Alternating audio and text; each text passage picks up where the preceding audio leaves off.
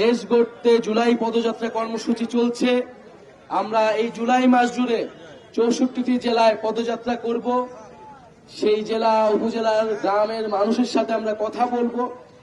আপনারা জানেন যে জুলাই মাসে জুলাই গণ অভ্যুত্থানের 1 বছর পূর্তি হতে যাচ্ছে, কিন্তু এই 1 বছর আসলে আমরা কি পেলাম, কিসের জন্য আমাদের ছাত্র তরুণরা শ্রমিকরা জীবন দিয়েছিল, সেই হিসাব আমরা মিলাচ্ছি। আমরা স্পষ্টভাবেই বলেছি যে এত বড় গণ অভ্যুত্থান, এত মানুষের রক্ত, এত আত্মত্যাগ আমরা কেবল ক্ষমতার দলের পরিবর্তনের মাধ্যমেই মেনে নেব না। আমাদেরকে অবশ্যই রাষ্ট্রের মৌলিক সংস্কার, মানুষের জীবনের পরিবর্তন, ভাগ্যের উন্নয়ন, দুর্নীতি, লুটপাট, চাঁদাবাজি ইত্যাদি অবশ্যই এই দেশ থেকে বন্ধ করতে হবে। যেই মাফিয়া রাষ্ট্র, যেই দুর্নীতিবাজ ব্যবসায়ী আমলারা তৈরি হয়েছিল শেখ হাসিনার আমলে, তারা এখনো রয়ে গেছে।